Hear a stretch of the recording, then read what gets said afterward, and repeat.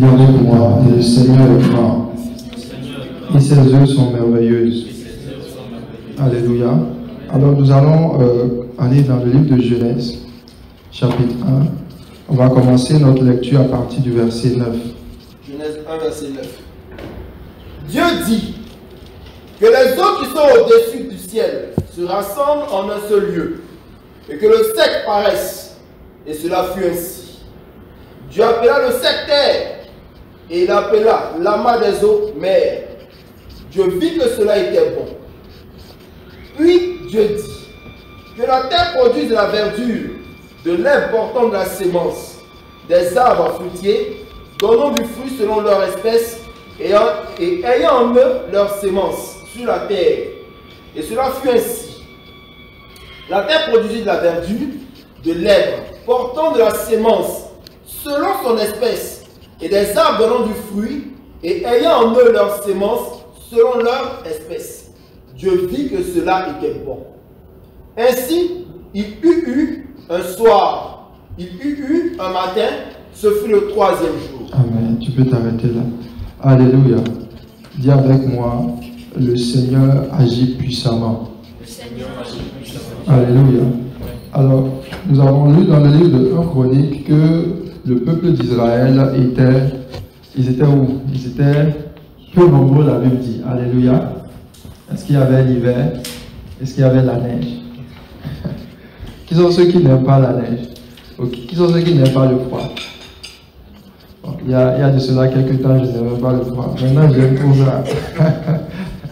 Ça dépend des circonstances. Si tu es au chaud, tu ne crains pas la fraîcheur. Alléluia. Gloire à Jésus. Donc la fraîcheur n'est pas un problème. Dis à ton voisin, la fraîcheur n'est pas un problème. Il faut être au chaud. Alléluia. Gloire à Jésus. La Bible dit dans le livre de Genèse, chapitre 1, à partir du verset 9, que Dieu a créé, à partir du verset 2, que Dieu a créé la terre. Alléluia. Et il va commencer une création particulière. Dis avec moi, il va créer des choses. Alléluia. La Bible dit, au verset 9, Dieu dit que les eaux qui sont au-dessous du ciel se rassemblent en un seul lieu et que le sec paraisse. Et cela fut ainsi. Dieu appela le sec terre, il appela l'amas des eaux mer. Dieu vit que cela était bon. Puis Dieu dit que la terre, dis avec moi que la terre produise de la verdure, de l'herbe portant de la semence. Alléluia. Donc la Bible nous révèle ici que ce n'est même pas Dieu qui a produit de l'herbe. C'est la terre. Dis avec moi la terre. Donc pour produire de l'herbe, Dieu a parlé à qui? À la terre. Il a demandé à la terre de produire de la verdure. Il dit de l'herbe portant de la semence. Dis avec moi, portant de la semence. Des arbres fruitiers, donnant du fruit selon leur espèce. Alléluia. Donc ça signifie que la création de Dieu que nous voyons aujourd'hui, les plantes, etc., viennent du sol. Les arbres que nous voyons viennent du sol.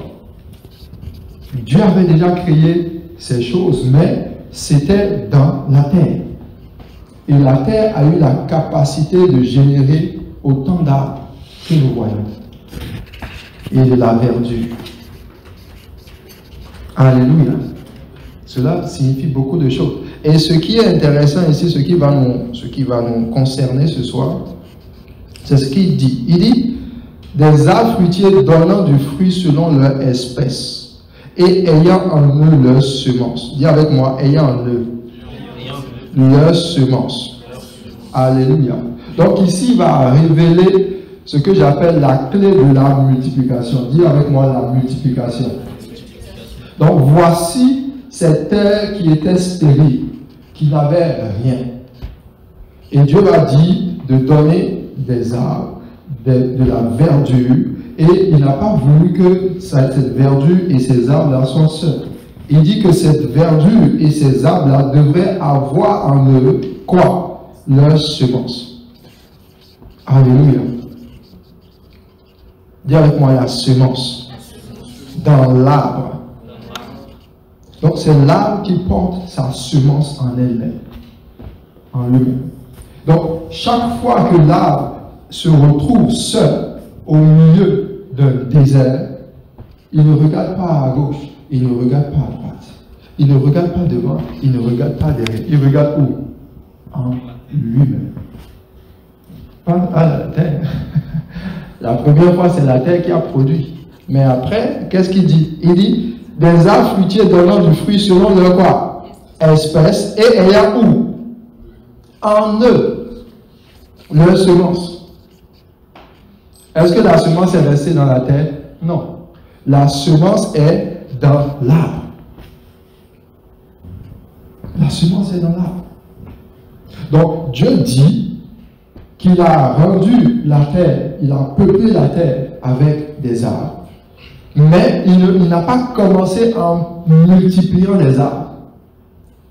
Il a commencé en donnant un arbre à partir de la terre et il dit chaque espèce. Donc, s'il y avait 10 000 arbres, 10 000 espèces d'arbres, la terre n'a pas produit des forêts. La terre a produit les espèces. Et dans chaque espèce, il y avait la semence. Est-ce que quelqu'un me suit? Et c'est de là que la multiplication a commencé. Est-ce que quelqu'un me suit?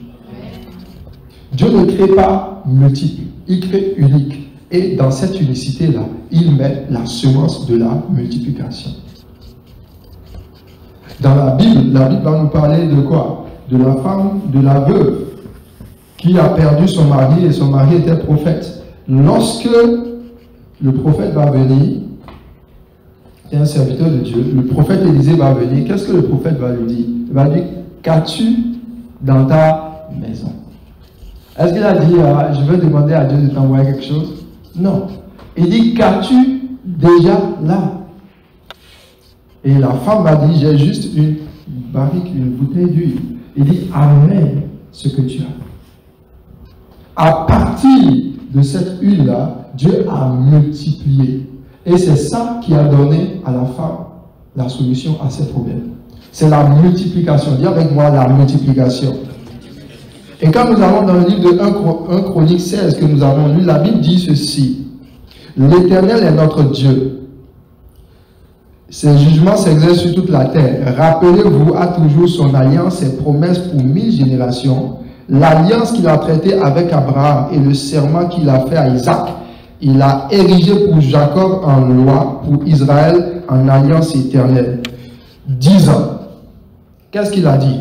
Je te donnerai le pays de Canaan comme l'héritage qui vous est échu. Alléluia. Donc, quand Dieu s'est révélé à Israël, il a dit qu'il allait leur donner le pays. Un pays où coule le lait et le miel. Ça signifie que dans ce pays, il n'avait pas de problème. La fraîcheur ne leur crée pas de soucis. Alléluia. Bon, même s'il y a la fraîcheur, ils ont le chauffage. Et c'est pas le chauffage, on dit, bon, si on augmente un peu, on va payer une grosse facture à la fin du mois.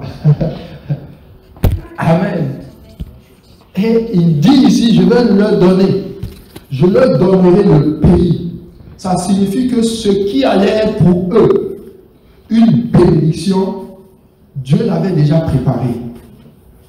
Mais quelque chose va se passer. Lorsqu'ils vont arriver dans le pays avec Josué, Dieu va dire à Josué, voici les fils d'Israël, il faut les séparer selon leur tribu. Qui se rappelle du nombre de tribus des fils d'Israël? Il y en a combien? 12. Donc chaque arbre selon son espèce. Et maintenant quand il va se révéler avec, il va dire chaque tribu doit rester dans sa zone. Doit rester là où il doit être.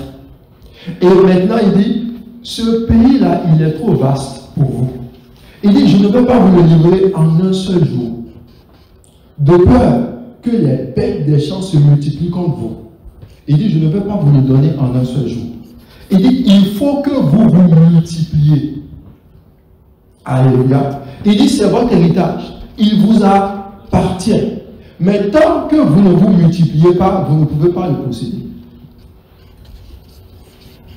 Alléluia. Il dit, tant que vous ne vous multipliez pas, vous ne pouvez pas le posséder. C'est pour ça ici, il est dit au verset 19, il dit, ils étaient alors peu nombreux, pendant qu'il leur a donné l'héritage. Mais à ce moment-là, ils n'avaient pas possédé l'héritage parce qu'ils étaient peu nombreux. Donc, ce qui peut empêcher une personne de posséder l'héritage que Dieu lui a donné, c'est l'infériorité numérique. C'est-à-dire le fait d'être peu. Alléluia. Et la Bible va dire maintenant qu'ils étaient encore étrangers dans le pays. Ça veut dire que tu envoies ton CV quelque part, on ne te connaît pas. Tu arrives 10e sur la liste. Ou bien tu arrives premier, on te met, on attend d'abord un nom qu'on connaît avant de donner le poste. Pourquoi? Parce que tu es un peu nombreux. Ça dit, c'était difficile. Ils allaient d'une nation à l'autre. Pourtant, ils avaient la promesse. Ils avaient Dieu comme Dieu. Dieu était leur Dieu. Et ils allaient d'une nation à l'autre. Et d'un royaume vers le peuple. Mais il ne permit, pendant qu'ils étaient peu nombreux, il ne permit à personne de les opprimer. Et il châtia les rois à cause d'eux. Donc, dès que le peuple d'Israël arrive quelque part, Dieu se présente. Il dit, ceux-ci, ils sont différents. Malgré que j'ai là où vous êtes, cela ne vous appartient pas. Les fils de Canaan n'avaient plus le droit de propriété sur le territoire. C'était à eux. Mais ils passent et ils regardent le pays, là où coule le lait et le miel, mais ils ne peuvent pas posséder. Il ne peut pas. Donc, c'est comme tu arrives et puis tu vois une maison, une belle maison, et tu sais que c'est à ton père, mais tu sais que tu ne veux pas aller taper à la porte. Quelqu'un va sortir et va te dire, monsieur, tu ne peux pas rentrer. À quel moment est-ce que tu vas pouvoir posséder ce qui est à toi? Quand tu vas te multiplier. Dis avec moi, je me multiplie. Je me multiplie jusqu'à déborder. C'est un principe et il faut que tu le comprennes. Allons dans le livre de Genèse. Chapitre 3. Alléluia.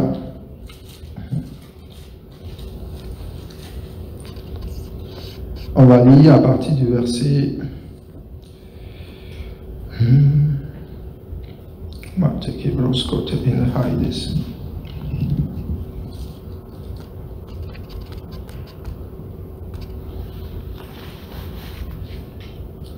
Genèse 1. On va lire le verset 28. Juste le verset 28. Genèse 1. Oui, verset 28. Genèse 1, verset 28. Dieu les bénit. Et Dieu leur dit, soyez féconds, multipliez, remplissez la terre et l'assujettissez. Et dominez sur les poissons de la mer, sur les oiseaux du ciel et sur tout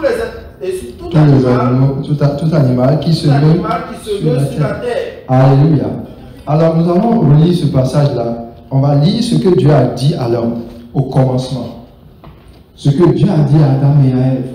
Et il te le dit toi aussi, on va le voir dans le Nouveau Testament. On va voir que ce qu'il a dit à Adam et Ève, il te le dit aussi. Alléluia. Lisons ensemble. Il dit quoi? Dieu les bénit. D'abord, est-ce que Dieu t'a béni? Dieu t'a béni, n'est-ce pas? La Bible dit que nous avons été bénis en Jésus-Christ. Alléluia. Et la bénédiction, c'est une parole qui sort, une parole de puissance, qui vient créer en toi ce que le pasteur Mohamed appelle code. Qui sait ce que c'est que le code? C'est pour capacité. Donc quand Dieu te bénit, il crée ça, la bénédiction crée en toi les capacités. Alléluia. C'est comme par exemple, Dieu a dit à la femme que la femme pouvait engendrer, c'est-à-dire porter, donner naissance. Dès que Dieu l'a béni pour porter des hommes sur la terre, la femme, automatiquement, la femme est rendue apte. Alléluia. C'est pour ça qu'une femme ne peut pas dire que j'ai peur que le jour où je vais être enceinte et que les choses ne vont pas aller comme il se doit. Non, Dieu t'a béni et t'a dit que tu portes une génération, tu portes des gens dans ton sein. Et au bout de 9 mois, le processus est que tu puisses accoucher dans la joie et dans la paix. Alléluia. Donc, il y a une capacité à l'intérieur de toi. C'est ça la bénédiction. Et après les capacités, on a les opportunités.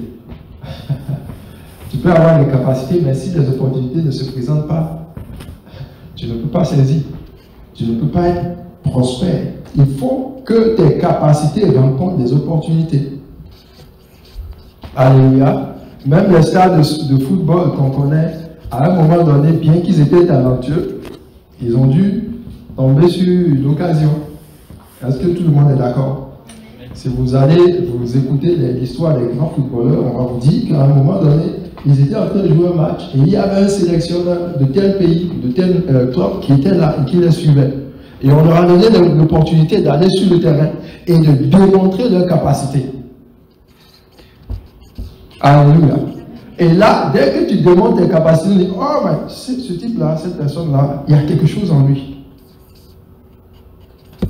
Alléluia. Et le D, c'est quoi? Désir. Désir. Ce point, c'est très fort. Mais on va revenir dessus parce que le désir est très important. Sans désir, tu peux étouffer des capacités que Dieu t'a données. Alléluia. Sans désir. Souvenez-vous de Sarah. Dieu a dit, à la même époque, l'année prochaine, je reviendrai et ta femme aura un enfant. Ça, c'est quoi? C'est les capacités. Dieu a rendu Sarah d'une femme qui ne pouvait plus enfanter. Et il a béni en la rendant capable. Et l'opportunité doit se présenter. Vous comprenez, non? Alléluia. Elle ne peut pas s'asseoir en face de papa Abraham et puis il se regarde matin et soir, matin et soir. Dieu a dit, on va être béni. Isaac vient l'année prochaine, il dit, ah oui, c'est vrai ça. Non, il faut qu'il y ait l'opportunité. Alléluia. Tout le monde est d'accord. Bon, ils étaient mariés en tout cas. Il faut le préciser. Parce que les opportunités qui se présentent à n'importe quel moment, il faut faire attention. Alléluia. Mais Sarah a dit, mais moi qui suis déjà rendu à mon âge, est-ce que mon Seigneur peut avoir encore des désirs? Ça signifie que l'opportunité seule ne suffit pas. Il faut qu'il y ait une soif de manifester quelque chose. Alléluia. Il faut qu'il y ait un désir. Et c'est ce désir-là qui va t'amener. Si Dieu a mis un talent en toi, la nuit, tu te lèves avec les yeux de la foi. Rien ne semble se manifester autour de toi. Et ce désir-là t'amène. Soit tu te tiens dans la présence de Dieu pour prier, ou tu perfectionnes ton don. Tu perfectionnes ton talent. C'est le désir. Le désir te propulse. Il te permet de développer les capacités. Et à un moment donné, lorsque l'opportunité se présente, tu tombes right on the stage. C'est-à-dire tu tombes à pic. Alléluia. Il faut qu'il y ait un désir. C'est ça la bénédiction. Et cette bénédiction-là, ça s'est manifesté dans la vie des hommes comme Joseph. Il était un songeur. Il faisait des songes, il interprétait ses songes. Mais cela ne suffit pas. Tu peux faire tous les songes du monde et dans ta chambre, personne ne te connaît. Alléluia. Et à un moment donné, l'opportunité va se présenter. Et le maître, celui qui occasionne les opportunités, lorsqu'il voit que dans ton cœur, il y a le désir, c'est Dieu. L'une des choses que l'onction fait, c'est que quand tu as une onction, quand il y a une onction qui est sur ta vie, quand tu arrives dans un lieu, l'onction crée les problèmes pour que tu donnes des solutions. Peut-être que tu n'as pas saisi. L'onction crée les problèmes pour que tu donnes des solutions. Parce que l'onction, le but de l'onction, c'est de t'amener à la royauté. C'est de t'amener à la royauté. Or, tu ne peux pas être roi quelque part où ce n'est pas toi qui donne les solutions. Alléluia. Dieu donne cela. La Bible dit par exemple de Moïse. Moïse, ce qui l'a conduit à manifester son appel, c'est que sur sa vie, il y avait une onction de libérateur. Il était là pour libérer le peuple de Dieu. Alléluia. Donc le gars arrive quelque part et les gens sont en train de se battre. Il ne savait pas qu'il y avait une prophétie qui disait que Dieu allait faire sortir son couple. Non. Mais à cause de l'onction qui était sur sa vie, les situations, il n'avait pas les mêmes interprétations que les autres.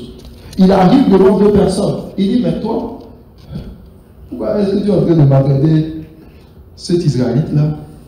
Donc ça veut dire qu'il était venu pour délivrer quelqu'un qui était sous le joug. Alléluia. C'est pour ça que Dieu l'a appelé.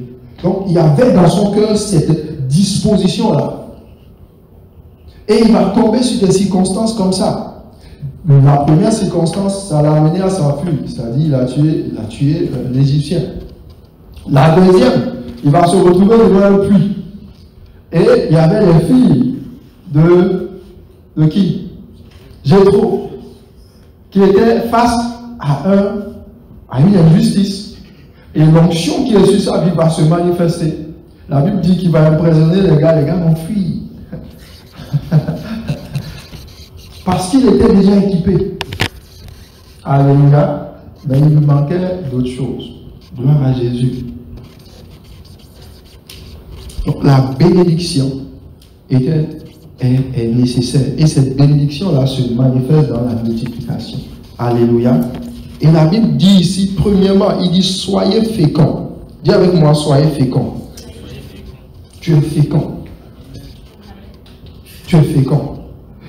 Et il dit multipliez, remplissez la terre et l'assujettissez. Et c'est enfin maintenant, il dit dominer. Il n'y a pas de domination sans fécondité. Il n'y a pas de domination sans multiplication. Il n'y a pas de domination sans assujettissement. C'est pour ça aujourd'hui, vous voyez les grandes entreprises comme McDo.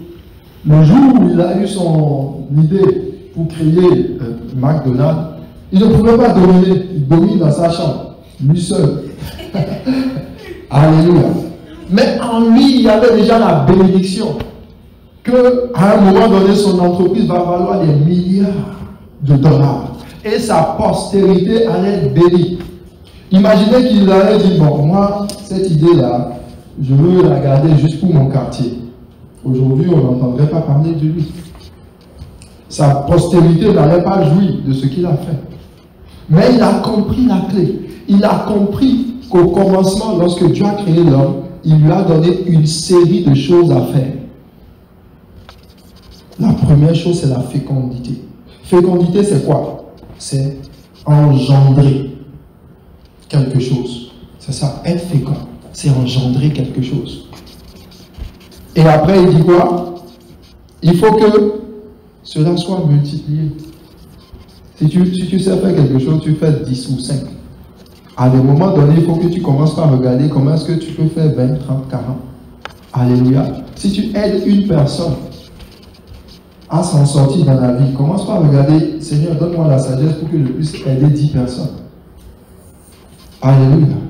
Oui, il y a des gens comme ça, Dieu les a bénis. Il a dit que toi, tu vas transporter des milliers d'orphelins. C'est-à-dire, tu vas payer la scolarité de milliers d'orphelins.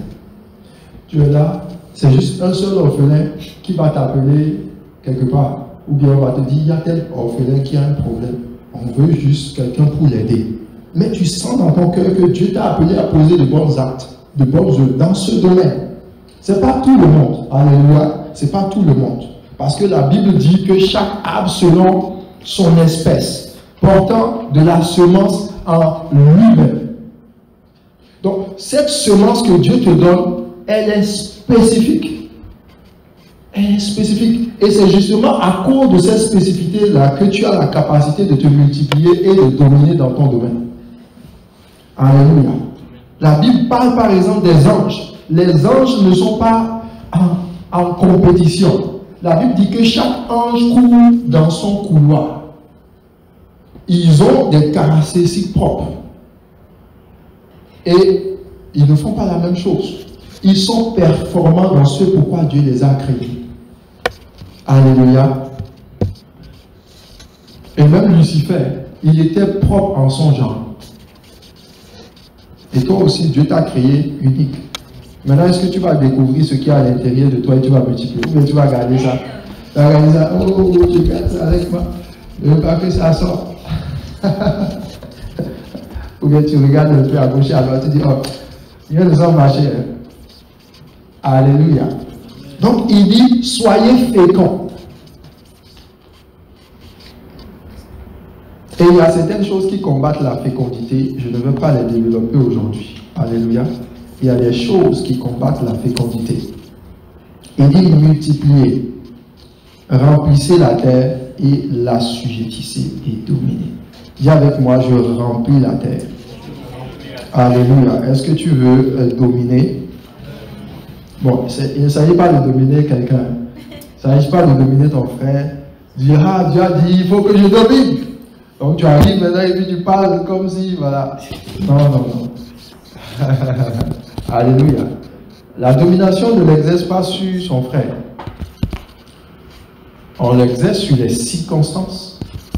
On l'exerce sur des événements, voilà, des choses. Ce que Dieu a créé. C'est pour ça qu'il dit sur les poissons de la mer, sur les oiseaux du ciel. Il précise. Alléluia. Tu vas aller chercher un trône là, quelque part, et puis tu t'assois dessus, tu dis, bon, dès aujourd'hui, c'est où je domine. Non, rien ne va se passer. Alléluia. Mais avant que tu n'arrives à dominer, il faut que tu sois fécond, tu te multiplies. Dis avec moi la multiplication. Alléluia. Alors, on va aller dans le livre de Matthieu. Et tu vas comprendre que Dieu, ton Dieu, t'appelle à te multiplier. Et je vais te montrer comment est-ce qu'il veut que tu le fasses. Lisons d'abord Ésaïe 1, verset 19. Ésaïe 1, verset 19. Ésaïe 1, verset 19. Si vous avez de la bonne volonté, et si vous êtes docile, vous mangerez la meilleure production du pays. Mais si vous résistez, et si vous êtes rebelle, vous serez dévorés par le glaive, car la bouche de l'Éternel a parlé. Alléluia. Lequel veux-tu? Entre les deux. Entre les deux options. Parce qu'il y a deux options ici. Ou bien tu n'as pas bien lu. Isaïe, il faut nous reprendre la lecture. Ésaïe 1, verset 19. Bon, si tu oublies le passage là, il faut venir le demander. Tu dis, Isaïe, qu'est-ce qu'on a lu dans Isaïe? Il va te rappeler ça. Vas-y. Si vous avez de la bonne volonté, et si vous êtes docile, vous mangerez les meilleures productions du pays. Dis avec moi, je mange les meilleures productions du pays. Si tu ne décides pas, moi je vais manger pour toi. Hein. Là, je suis là. Alléluia.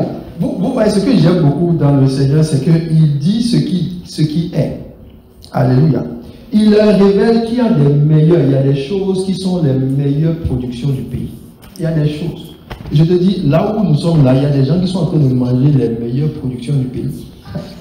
Ils mangent ça comme ça. Voilà que tu commandes sur Uber Eats, et puis on prend 45 minutes à te livrer. Eux, c'est 5 minutes. Alléluia. Tu ne veux pas être là. Vous savez, quand les gens mangent les meilleures productions et qu'ils ne veulent pas partager avec toi, ils ne te disent pas ça. Hein. Ils vont manger ça en cachette pour ne pas être calomniés. Amen. Donc, on reprend. Il dit, si vous avez de la bonne volonté, et si vous êtes docile, vous mangerez les meilleures productions du pays. Ok. Mais si vous résistez, et si vous êtes rebelle, vous serez dévorés par le glaive, car la bouche de l'Éternel a parlé. Amen. Donc ici, ce n'est pas... c'est au choix. En fait, tout enfant de Dieu fait ce choix-là. Tout enfant de Dieu. En fait, tout saint, tout juste. Il y a des endroits, par exemple, dans le livre de Psaume 82, la Bible dit que j'avais dit, vous êtes des dieux. Vous êtes des fils du Dieu très haut. Il dit, mais pourtant, vous mourrez comme des hommes. Alléluia. Vous tombez comme des princes quelconques. Il y a des choses dans la parole de Dieu qu'un enfant de Dieu doit savoir. Et doit prendre son positionnement. Doit se positionner. Alléluia. Donc, sur la terre, il dit qu'il y a dans chaque pays, il y a les meilleures productions. Et pour pouvoir être de ceux-là qui mangent ces meilleures productions-là, il faut lui obéir. Il faut être docile. Alléluia. Docile dans la recherche de la connaissance de Dieu. Alléluia. Si quelqu'un n'obéit pas à Dieu, Dieu ne peut pas le faire manger les bonnes choses. On est d'accord, hein? C'est ça qu'il dit là. Il dit, si vous m'obéissez, vous allez manger les meilleures productions. Gloire à Dieu. C'est-à-dire que tu es là, tu dis, bon, tu prends une photo, et cette photo-là, tu dis, je vais dater la photo. Vous connaissez les appareils photo où tu fais une photo et puis ça écrit la date. Est-ce que tout le monde voit ça? Dédi, tu sais, tu connais? Il faut télécharger l'application. Et donc, tu te mets devant le miroir, tu fais la photo. Et puis ça met 2021, 11, 03. Et quand tu obéis à Dieu, à un moment donné, tu fais la photo et tu vois que tu es en train de manger les meilleures productions du pays. C'est ça il dit. Il dit, vous mangerez. Ça sera votre héritage.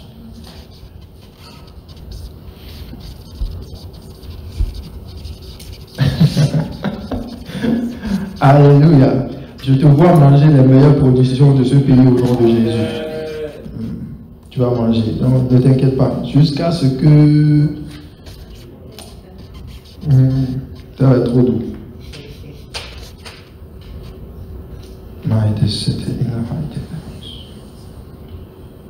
Avant dans le livre de Ésaïe.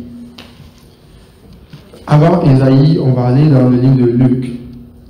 Ou bien Matthieu.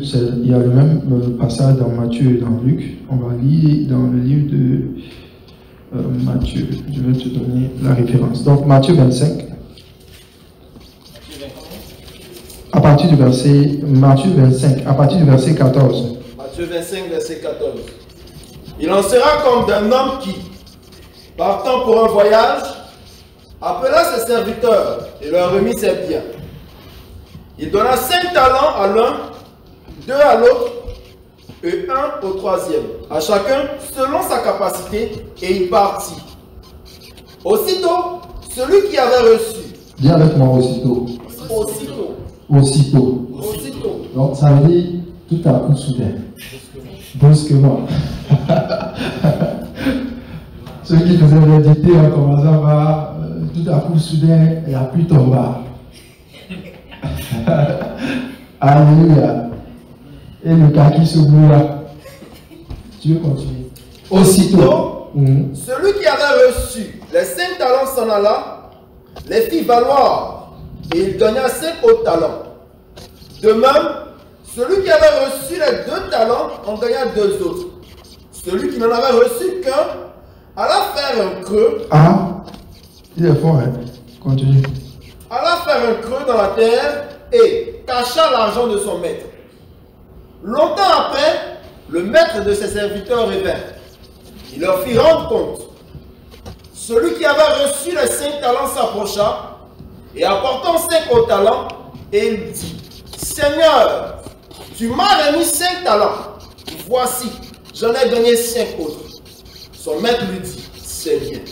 Bon et fidèle serviteur, tu as été fidèle en peu de choses, je te confierai beaucoup. Entre dans la joie de ton maître. Celui qui avait reçu les 2 talents s'approcha aussi et dit, Seigneur, tu m'as remis 2 talents. Voici, j'en ai gagné 2 autres. Son maître lui dit, c'est bien. Bon et fidèle serviteur, tu as été fidèle en peu de choses, je te confierai beaucoup. Entre dans la joie de ton maître. Celui qui n'avait reçu qu'un talent s'approcha ensuite et il dit, Seigneur, je savais que tu es un homme dur, qui moissonne où tu n'as pas semé, et qui amasse où tu n'as pas valé. J'ai eu peur, et je suis allé cacher ton talent dans la terre. Voici, prends ce qui est à toi. Son maître lui répondit, serviteur méchant et paresseux, tu savais que je moissonne où je n'ai pas semé, et que j'amasse où je n'ai pas vanné. Il te fallait donc remettre mon argent au banquier. Ah, le banquier rentre dans la situation. Ok. Et à mon retour, j'aurais retiré ce qui est à moi avec un intérêt. Avec de l'intérêt. Ôtez-lui donc le talent et donnez-le à celui qui en a 10 talents. Ah.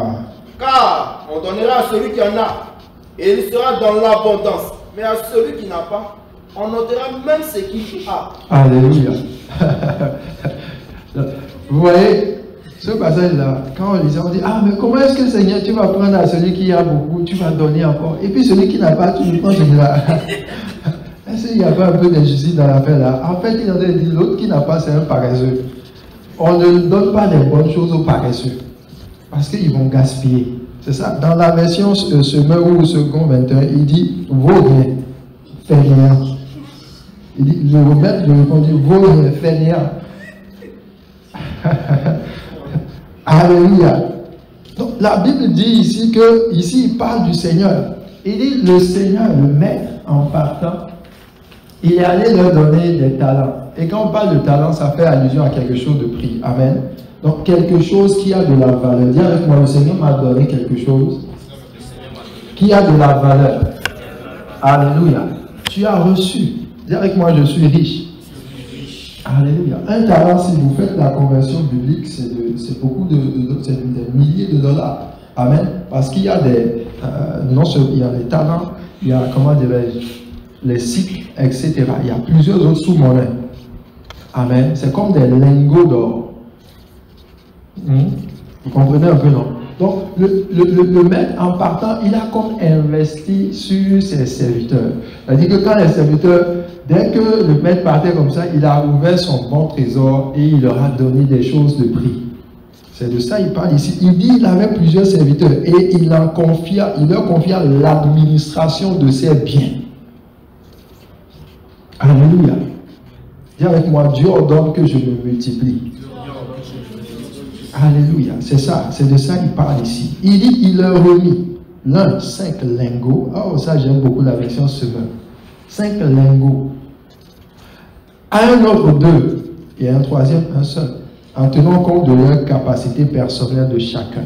Puis il dit, voilà, il dit de multiplier. La Bible dit qu'ils ont fructifié.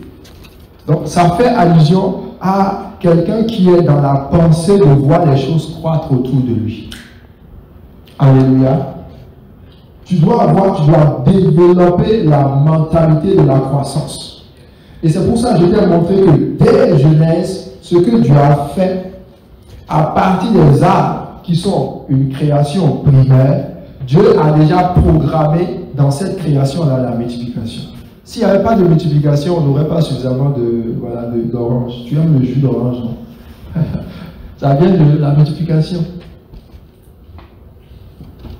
La multiplication. C'est pour ça, à l'intérieur de chaque homme, quand quelqu'un est seul, les hommes n'aiment pas la solitude. Ou bien, qui aime la solitude ici? Quand tu es seul comme ça, premièrement, le découragement commence. Tu commences par te décourager, tu commences par être crispé, etc. Anxieux, stressé, décompressé, confiné. Alléluia. Et tes pensées commencent par se promener comme... Il faut la multiplication. Mais imagine quand tu vas te marier et quand tu auras les enfants. Tellement les enfants vont t'occuper que tu n'auras même plus le temps de te préoccuper de toi-même. Et Dieu a donné ça à l'homme. Et c'est de là que la cellule familiale est née. Parce que la bénédiction de Dieu a toujours été la multiplication. Alléluia. Quand quelqu'un périt dans ses finances, il est dans l'abondance. Tout doit croître. Ce qui cesse de croître est destiné à la mort. Tout doit croître. Et même c'est prouvé que le corps humain, ce qui crée la vieillesse, est-ce que tu sais ce qui crée la vieillesse d'une personne? C'est parce que le nombre, la multiplication des globules rouges et des globules blancs commence par diminuer. C'est-à-dire, dès qu'un enfant est, c'est-à-dire quelqu'un naît, il est bébé, il grandit au fur et à mesure que ses cellules se multiplient. Plus les cellules se multiplient, plus il grandit. Mais à partir d'un certain âge, ça ne se multiplie plus. Donc les mêmes cellules commencent par mourir. En fait, il y a des croissances. Et c'est ça qui crée la vieillesse. Alléluia. Donc, Dieu ne veut pas que nous stagnions. Il nous a créés pour la multiplication. Et il t'a donné tout ce dont tu as besoin. Dis avec moi, il m'a donné tout ce dont j'ai besoin. Alléluia. Il t'a donné. Et là où c'est très important, pour lequel il dit qu'il faut que tu te multiplies, on le voit dans le livre d'Ésaïe. Allons dans Ésaïe 53. On va lire à partir du verset... C'est pas long, on va lire à partir du verset 1. Ésaïe 53, verset 1. Qui a cru à ce qui nous était annoncé? Qui a reconnu le bras de l'Éternel?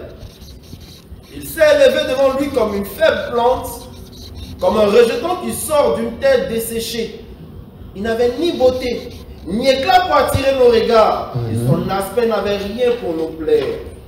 Méprisé et abandonné des hommes, homme de douleur et habitué à la souffrance, semblable à celui dont on se détourne le visage. Nous l'avons dédaigné, nous n'avons fait de lui aucun cas. Cependant, ce sont nos souffrances qu'il a portées. C'est de nos douleurs qu'il s'est chargé. Et nous l'avons considéré comme puni, frappé de Dieu et humilié. Mais il était blessé pour nos péchés, brisé pour nos iniquités. Le châtiment qui nous donne la paix est tombé sur lui. Et c'est par ses meurtrissures que nous sommes guéris. Alléluia. Maintenant, tu peux aller à partir du verset 10. Verset 10. Il a plu à l'Éternel de le briser par la souffrance. Après avoir livré sa vie en sacrifice pour le péché, il verra une postérité et prolongera ses jours. Alléluia. Regardez ce qu'il dit ici. Très important. Qu'est-ce qu'il dit? Il dit, après avoir été livré en sacrifice pour le péché, il verra quoi? Une postérité. Et il fera quoi? Il prolongera ses jours. Ça signifie ici, puisqu'il parle de Jésus, que c'est Jésus qui a été livré pour nous. Amen. La récompense de Jésus, c'est nous. C'est ça il dit. Il dit, après avoir été livré pour le péché, il va prolonger ses jours au travers de sa postérité. Est-ce que quelqu'un me suit? C'est-à-dire, il est venu à un moment donné sur la terre. Et puis, les gens le regardaient, on dit, ah non, celui-ci là. Et puis, on a écourté sa vie. À 33 ans, on a écourté sa vie. On l'a livré pour le péché. Il a accepté de mourir. Mais il dit, moi, je meurs. Mais Dieu me suscite une postérité. Et maintenant, je prolonge mes jours. Alléluia. Donc, la postérité que nous sommes, nous sommes le fruit de la multiplication de Jésus. Amen. Et c'est au travers de chacune de nos vies qu'il vit sur la terre. C'est pour ça qu'il te dit, il te regarde. Et quand il te voit déjà doté de talent. Il te voit doté de sa vie. Et chaque année que tu as et tout ce que tu portes, ça rentre dans les jours du Seigneur Jésus. Alléluia. C'est pour ça qu'il ne permettra à aucune personne de te maltraiter. Dis avec moi, il ne permettra à aucune personne de me maltraiter. Comme le peuple d'Israël, il n'a permis à aucune personne de les maltraiter.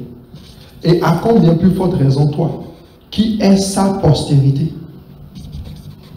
Donc quand tu arrives quelque part, quand on dit par exemple prier au nom de Jésus, ce n'est plus quelque chose, voilà. Tu sais que tu arrives et tu pries et tu instaures le gouvernement de Jésus-Christ à travers ta vie. Quelles que soient les situations, tu peux te lever un jour, tu es découragé et il y a une situation qui te fatigue. Tu dis, mais non, ça c'est pas supposé être. Je suis la postérité de Jésus-Christ. Alléluia. Vous imaginez l'enfant d'un roi qui se retrouve dans une nation et puis il y a des problèmes autour de lui et il se met à pleurer, alors que son roi a l'autorité sur cette région-là. Tout ce qu'il a à faire, c'est de se rappeler simplement, même s'il mangeait des concombres, on lui donnait de la nourriture de porc, parce qu'il s'était éloigné ou bien il a oublié qu'il était fils de Dieu, ou bien fils du roi. Tout ce qu'il a à faire, c'est de se rappeler. Alléluia. Donc, ce n'est pas pour rien qu'il a dit, quoi que ce que vous demandez, il dit demandez avec foi. Demandez au nom de Jésus et cela vous sera accordé. Parce qu'il sait qu'en réalité, la vie que nous vivons, c'est sa vie à lui. Donc, quand il dit tu te multiplies à cause de Jésus-Christ. Tu te multiplies pour lui. Tes finances se multiplient, c'est pour Jésus. Ta santé se multiplie, c'est pour Jésus. Ton travail, tu es excellent, ça se multiplie, c'est pour Jésus. Donc, Jésus ne veut pas des chrétiens broke. Il ne veut pas des chrétiens malades. Il ne veut pas des chrétiens richards. Il ne veut pas des chrétiens en train de chercher des petites opportunités dans le pays. Non. Il veut des chrétiens, des enfants qui sont arrivés à dominer. C'est ça qu'il veut. C'est ça qu'il a suscité. Alléluia. Et il nous donne le principe. Il dit la première des choses, il faut que vous soyez féconds. Ce que je t'ai donné, les choses que tu sais que tu fais, c'est bien. Aie déjà la pensée qu'il faut que tu multiplies la chose. Aie la pensée. Sois disposé dans ton cœur. Par exemple, j'étais dans les affaires. Et quand j'étais dans les affaires, laissez-moi vous dire que le plan d'affaires et puis le business que j'étais en train de monter, c'était dangereux. C'est-à-dire dangereux de dangereux même. Quelqu'un ne peut pas me dire, ah non, voici ici, nous on est déjà les boss, et puis voilà, vous venez pour juste essuyer quelques petites affaires. Je dis, qui? Moi je viens au nom de Jésus. Il ne faut pas me blaguer. Non. Et j'aime beaucoup l'histoire de John D. Rockefeller. Le petit, il est né dans une famille et sa mère était puritaine, c'est-à-dire elle était des femmes consacrées dans les anciennes églises baptistes. Là où tu lis la Bible le matin, puis à chaque moment, c'est-à-dire on te bombarde avec la Bible. Il est né dedans. Et le petit, dès tout petit, comme son père était, disons, un voleur, un escroc, il partait tout le temps, il escroquait les gens dans la ville et il s'en allait. Alléluia. Et le petit se retrouvait avec sa mère. Il a commencé à vendre des bonbons à ses amis autour de lui. Il faisait des bonbons, il se mettait au bord de la voie et tous les amis du quartier venaient acheter des bonbons chez lui. Et quand il prenait l'argent, il enlevait la dîme. Et il donne sa dîme. Il était fidèle. Et il avait un carnet de notes. C'est dans son documentaire, vous pouvez aller regarder sur Google, vous tapez John D. Rockefeller et on va vous narrer son histoire. Et chaque offrande qu'il faisait, il l'écrivait. Ah, il y a une petite fille qui est venue me demander de l'argent à tel moment parce qu'elle a perdu son argent pour la cantine. Je lui ai donné 0,5 sous ou bien quelque chose à ce moment. Et il écrivait tout. Parce que la Bible dit que quand tu prêtes, tu donnes aux pauvres, tu prêtes à l'Éternel. Amen.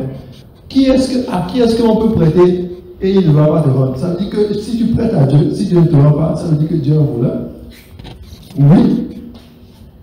Il dit si vous m'obéissez, si vous avez de la bonne volonté, si vous êtes docile, vous mangerez les meilleurs produits.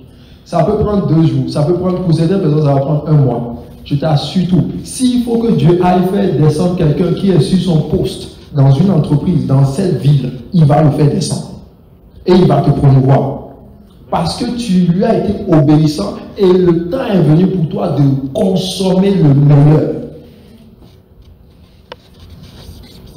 Alléluia. Donc il faut que tu le comprennes. Et il a fait ceci jusqu'à ce que dans sa trentaine, il était en train de se débattre avec une petite entreprise là. Et le temps du pétrole est venu. Ah, quand j'ai lu la façon dont Dieu a commencé par ouvrir son intelligence d'une façon extraordinaire. Et la compétition était telle que les gens, pour rien, on te broyait. C'était la concurrence. Il n'y avait pas de loi de concurrence. Tous les coups étaient permis. C'est la guerre, carrément, dans l'industrie. Il les a tous damnés. C'est comme, vous voyez, non, en Égypte et Israël contre l'Égypte. Quand l'Esprit de Dieu se manifeste, tout s'éclipse. Il suffit simplement que la grâce de Dieu soit sur toi.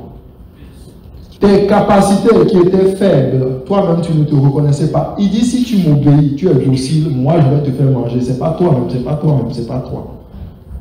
Il dit moi je vais le faire.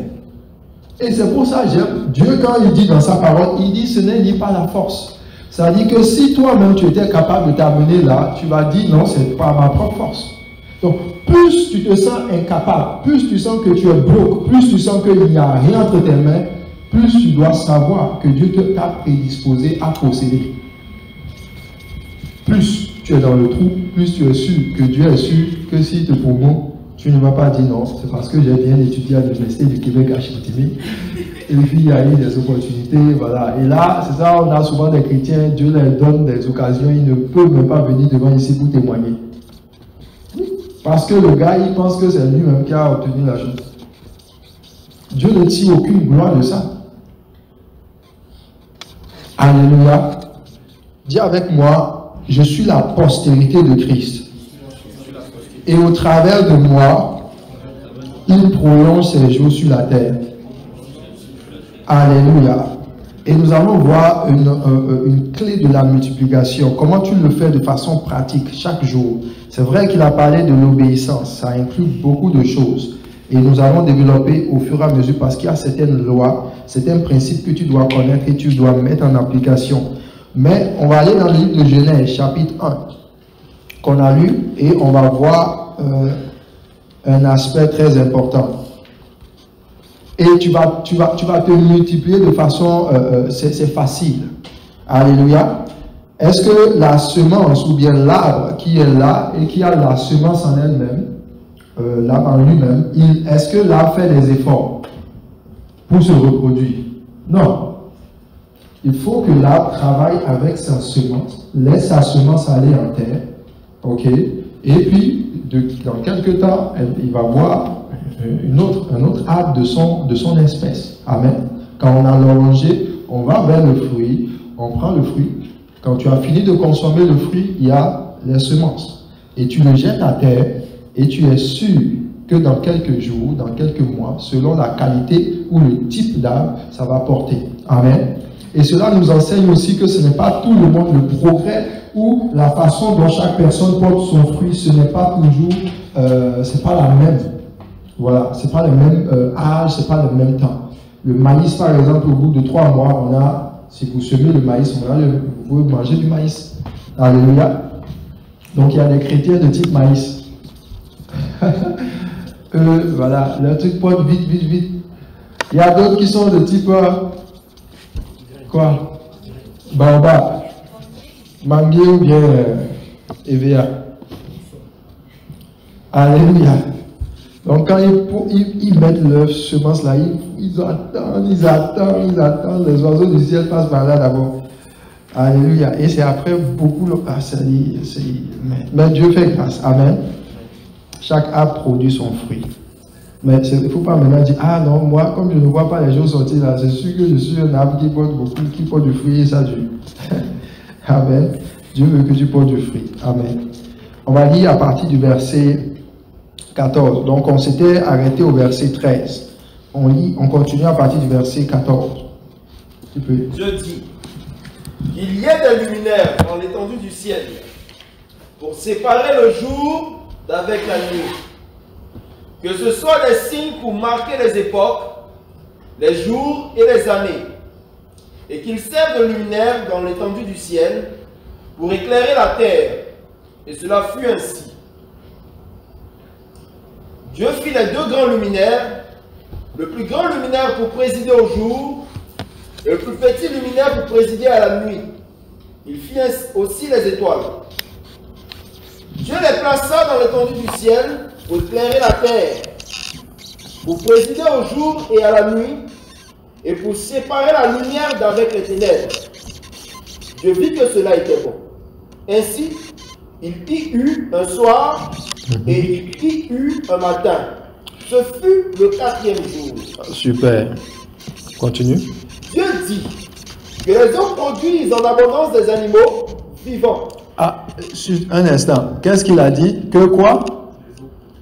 Que les eaux produisent. Donc, ça veut dire que ce n'est pas Dieu, c'est les eaux. lorsqu'il s'agissait maintenant des arbres, c'était la terre. Maintenant, c'est les eaux.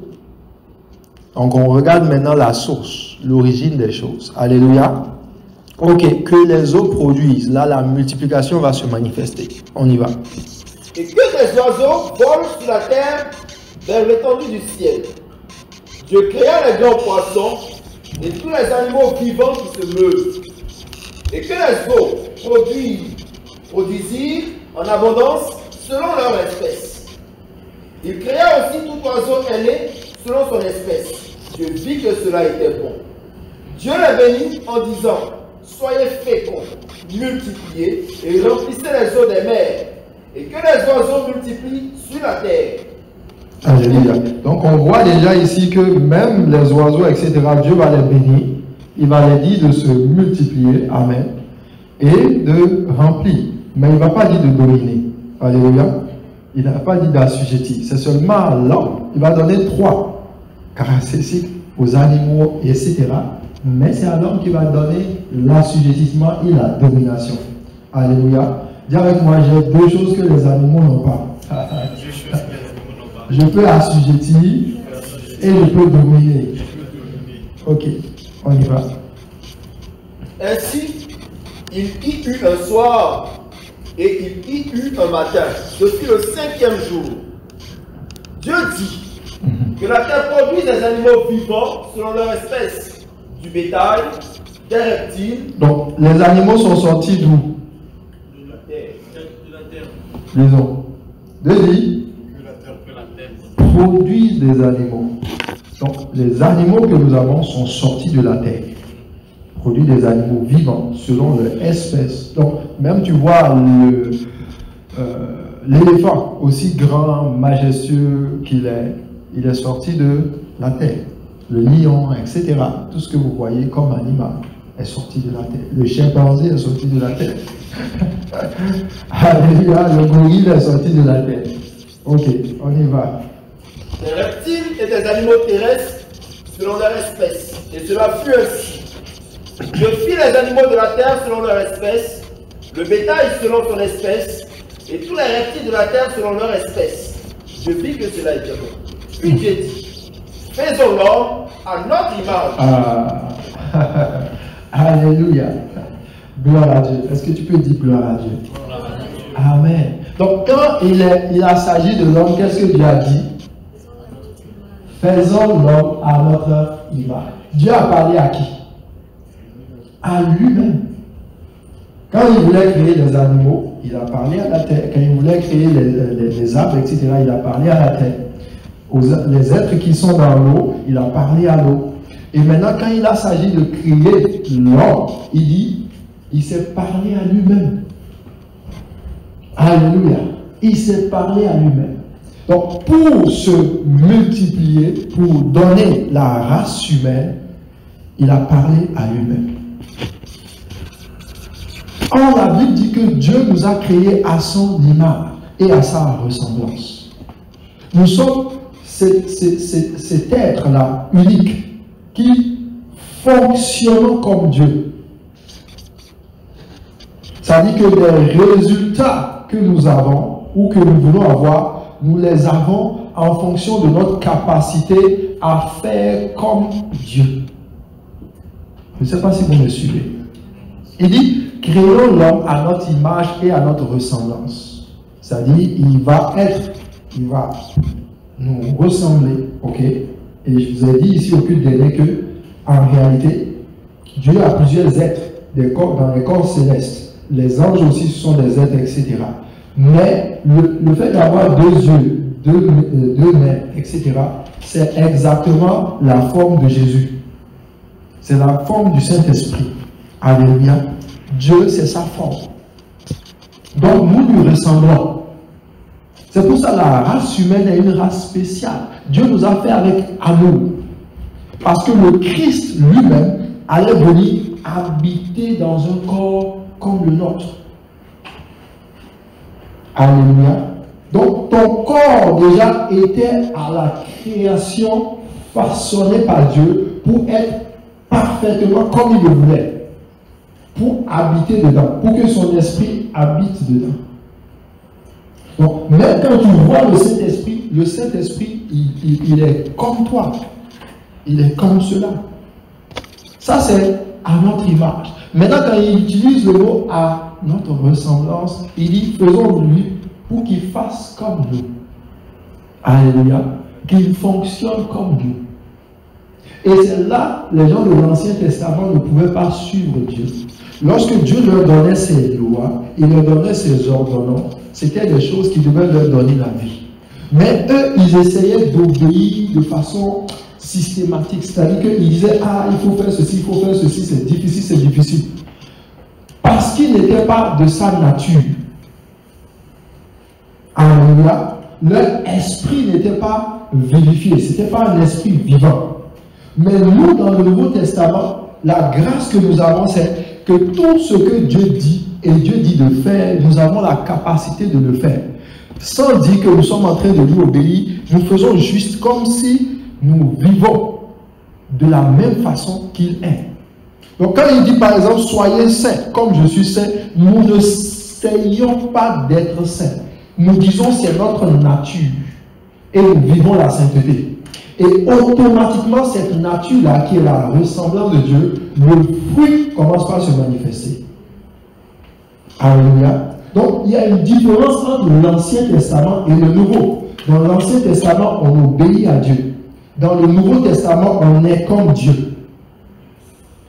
On est comme Dieu. Et Dieu va dire, dans le livre de 1 Corinthiens, dans Éphésiens, il va dire, soyez les imitateurs de Dieu. C'est-à-dire, faites comme Dieu. Papa fait ceci, toi, on fait ceci. Papa bouge la tête. Comme un enfant bien-aimé. Fais comme lui. Alléluia. Donc, de la même manière que Dieu a créé les choses pour que ça se multiplie, toi aussi, tu peux créer les choses et ça se multiplie. Alléluia. Donc, c'est pour ça que quand le maître est venu, il n'était pas d'accord avec le serviteur qui n'avait rien fait. Parce qu'en réalité, il leur a donné la capacité de voir les choses se multiplier de façon aisée. Amen. Donc, pour voir les choses se multiplier, il faut que tu te parles à toi-même. Dieu a créé l'homme en se parlant à lui-même. Aujourd'hui, je n'aurai pas la capacité de te dire pourquoi tu dois te parler à toi-même. Mais c'est l'une des raisons pour lesquelles le Saint-Esprit est venu. Alléluia. Tu peux multiplier le don, le dépôt que Dieu a mis en toi, en te parlant à toi-même. Quand il dit par exemple que celui qui est faible dit je suis fort, c'est de ça il parle. Tu te parles à toi-même. Tu n'as pas dit ah vous êtes fort. Tu dis je suis fort. Dès que tu dis je suis fort, la capacité, la force se multiplie en toi.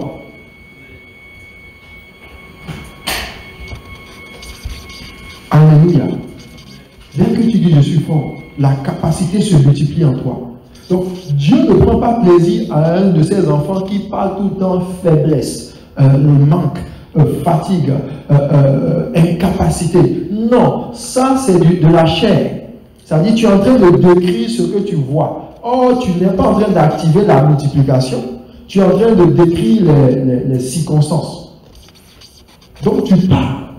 Comme Jésus, il a parlé au figuier. Tu parles, tu dis ce que tu veux. Tu dis par exemple, on t'a donné quelque chose. Tes finances sont par exemple à $1000.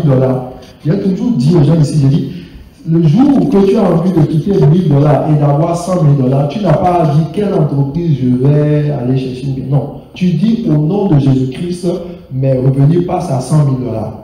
Tu n'as pas dit, ah, quand est-ce que ça va venir? Non, non, non. Tu sèmes la parole. Tu le dis. Et tu vas voir ce qui va se passer. Alléluia. Donc, la multiplication, c'est quelque chose que Dieu a ordonné dans nos vies. Si nous ne nous multiplions pas, cela nous est plus en préjudice que toute autre chose. Parce que dans le monde, ce que nous voyons aujourd'hui, les gens, vous voyez, ils s'iront dans des petits réseaux, des petits réseaux. Et ils font tout en réseau. Si tu ne gagnes pas les armes, à un moment donné, tu seras le seul chrétien. Et on va dire, c'est où les chrétiens ici là? Je dis, ah, je ne suis pas ici, je vais aller te cacher derrière le photo.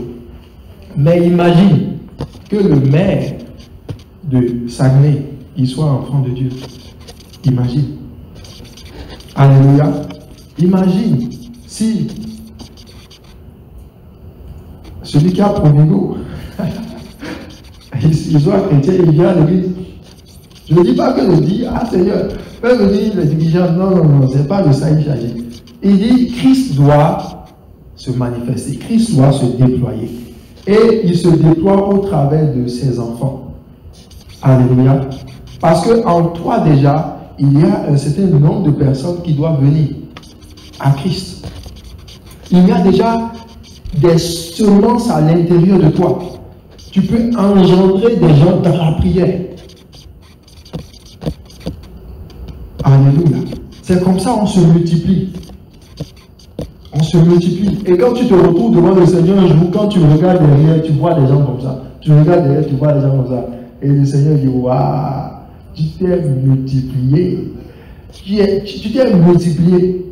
Et il est content. Et tu vas prendre cette écriture-là et on va élever la voix, on va prier. Allons dans le livre de Ésaïe 61 et 60, verset 22. Bon, voilà que Ésaïe. Bon, quelqu'un qui lit bien, qui lit rapidement comme Ésaïe. Ésaïe 60, verset 21 à 22. Bon, on l'a. Lisons ensemble. Il n'y aura quoi? Plus que des justes parmi ton peuple. Amen. Est-ce que ça ne te donne pas envie de te réjouir? Alléluia. Donc, c'est fini ce temps où on pleure avec le péché. Et puis on est là, on dit, oh Seigneur, pardonne-moi, aie compassion de moi, pauvre petit pécheur. Non. Il dit, il n'y aura plus que des justes dans ton pays. C'est-à-dire, tu es arrivé quelque part, toi, tu es juste. Tu dis, monsieur, je suis madame juste, au nom de Jésus. Amen. Alléluia. Tu marches, tu as la tête levée. Et il dit, plus que des justes parmi ton peuple, ils posséderont à toujours le pays. Ah, c'est une affaire de manger les bonnes choses, mon ami. Il dit, ils posséderont à toujours le pays. C'est le rejeton que j'ai planté, l'œuvre de mes mains, pour servir à ma gloire. Alléluia. Donc tu vois là où tu vas, tu veux servir à la gloire de Dieu. Lisons ce qui suit maintenant. Lisons avec vigueur.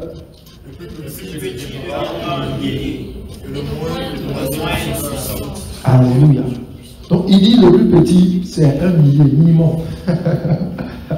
Donc quand je te vois là, tout ressemble à 1 millier de...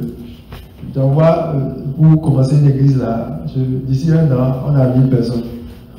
Alléluia. Il dit le plus petit sera 1 millier.